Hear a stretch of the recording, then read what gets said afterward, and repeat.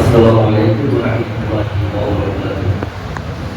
نحمده ونصلي على رسوله الكريم أما بعد. উপস্থিত বিরোধী দক্ষিণ অঞ্চল ওলামায়ে কেরামের উদ্যোগে আয়োজিত আজকে দ্বিবার্ষিক সম্মেলনের সম্মানিত সভাপতি সাহেব, ওলামায়ে কেরাম উপস্থিত সজ্জনবৃন্দ, আমি কবিতা লম্বা করছি না, সর্বপ্রথম আসলে আমাকে একটু বিষয় দেওয়া হয়েছে। এটা হলো ইলম ও ওলামাদের মর্যাদা। ইলম কি?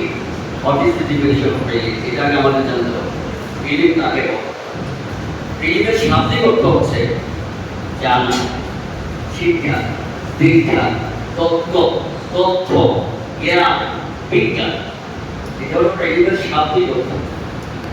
আর ইসলামিক পরিভাষায় ইলমের অর্থ হলো কোরআন সুন্নাহর আলোকে যেমন একটা শিক্ষা অর্জন করা, যে শিক্ষা অর্জন করে নিজে আলোকিত হয় এবং সমাজকে আলোকিত করে এবং আলোকিত করার প্রচেষ্টা চালিয়ে যায়। সেটা হলো ইসলামিক পরিভাষার ইলম। এখন ইলম হচ্ছে দুই প্রকার, একটা হচ্ছে দুনিয়াবি ইলম, আরেকটা হচ্ছে দ্বীনি ইলম। দ্বীনি ইলম হচ্ছে যেটা শিখলে ন্যায় অন্যায়, তিথি নিষেধ, জায়েজ নাজায়েজ, হালাল হারাম এগুলি চিনতে পারে, নিজে আমল করে অন্যকে আমল করতে উদ্বুদ্ধ করে, সেটা হলো দ্বীনি ইলম। আর যেটা শিক্ষা করা প্রত্যেকটা নরনারী মুসলমানের জন্য ফরজ।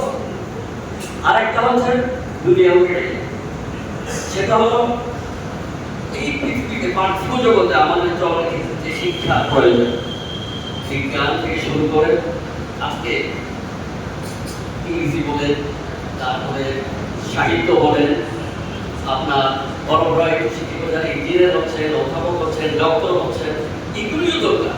এগুলি হচ্ছে পার্থিব জগতের জন্য, এবং যারা দিনকে রক্ষা করার জন্য ইসলাম এবং খেদমতের সাথে যারা এই দুনিয়ার শিক্ষা অর্জন করবে, সেটাও কিন্তু সওয়াবের দিকে যাবে, সেটাও সওয়াব।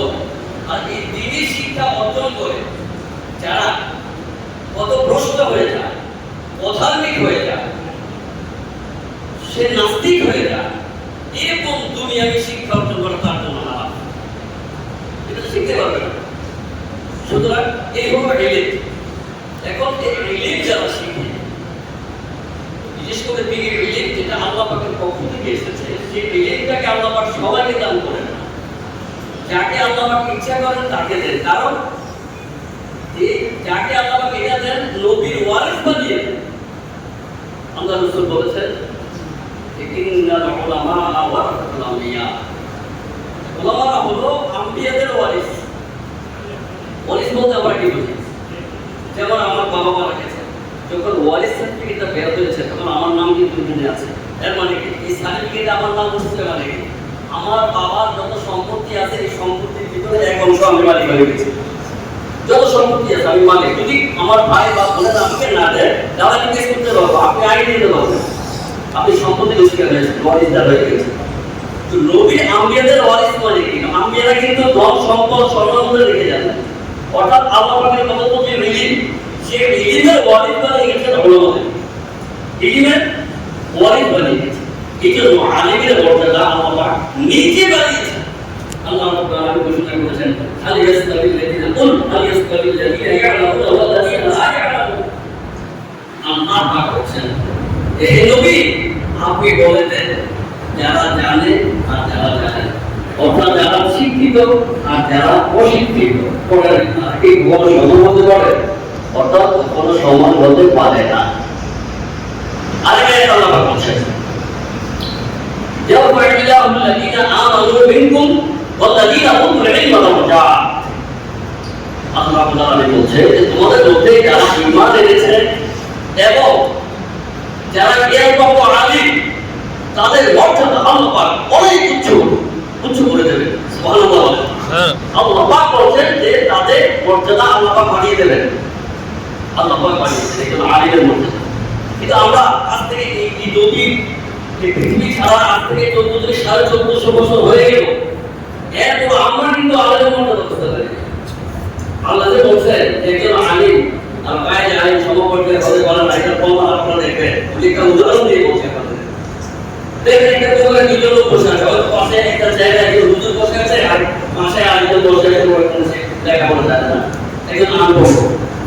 এমন সময় একজন শিক্ষিত ব্যক্তি যদি এখানে ঢোকে অথবা একজন আলিম ঢোকে, আপনি খেয়াল করে দেখবেন ওই আলিমটাকে সর্বপ্রথম গিয়ে দাঁড়িয়ে যে একটা ছেড়ে দেখো বসে কেমন আছে দেখবে সে আলিমটা থাকে। আর যে আশারে যখন বসে আছে সে কিন্তু বসে পারে বলতে সে কিন্তু ছাড়ে না, কারণ সে আলিম না, সে আলিমের মর্যাদা দেয় না। দেখবেন বাস্তব কথা বলছি, আপনারা আমার পরীক্ষা করে দেখবেন কি করে লেখাপড়া করেন। সে আসলে মূর্খ বলতে তো অনেক মূর্খ বলবো না, আনপুর বলবো, সে বসে থাকে। এই আলেমের কিভাবে মর্যাদা দেওয়া যায়, কিভাবে মর্যাদা দিতে হবে সে কিন্তু জানে না। এটাই মাত্র এই মাত্র আমার আগে বলছে এটা তার দোষ না, কিন্তু এটা তার মূর্খ অপরাধ করেছে, যে মূর্খ অপরাধ করেছে এটা তার অপরাধ হবে, কারণ সে জানে না। তো এই জন্য আল্লাহ বিবেচ করে দিয়েছেন যে যারা জানে আল ইসলামী লেগে আসলে বলা দিতে পারে। একজন আলেমের মর্যাদাতে কতটুকু আল্লাহ রাসূল সাল্লাল্লাহু আলাইহি একটা হাদিস আছে, ধরুন আল্লাহ রাসূল বলেছেন সাহাবাদের সামনে যে সাহাবাদেরকে বলছেন যে দেখো একজন আলেমের মর্যাদার কতটুকু বলছেন যে কোটি কোটি তারকার তুলনায় সূর্যের মর্যাদা দেব। খুব খেয়াল রাখবেন, তারকার কিন্তু কোনো সংখ্যা নেই, অসংখ্য তারকার আছে, কোটি কোটি তারকার তুলনায় সূর্যের মর্যাদা দেব একজন আবিদের, মানে ইবাদত করে একজন আবিদের তুলনায় আলেমের মর্যাদা দেব। সুবহানাল্লাহ বলেন, সুবহানাল্লাহ। শুধু তাই না, আর তো আরবারই বলছেন আল্লাহ, কি বাড়িয়ে বলছেন, এবার আল্লাহ রাসূল বলছেন ফাদলুল আলিমি আলা আবিদি কাফাদলি আলা আদনা। একজন আলিম মর্যাদা সম্পর্কে বহুবিধ উদাহরণ দিয়ে বলছেন যে তোমাদের তুলনায় আমি নবীর মর্যাদা দেব।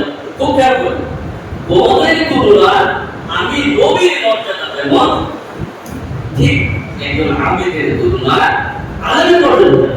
সুবহানাল্লাহ। কতটুকু মর্যাদা আলেমদেরকে আল্লাহ দিয়েছেন, আল্লাহ রাসূল দিয়েছেন। আমরা যদি বুঝতাম, আমরা যদি জানতাম, শুধু তাই না, আল্লাহ রাসূল বলছেন খায়রুকুম মান তাআল্লামাল কুরআন ওয়া আল্লামা।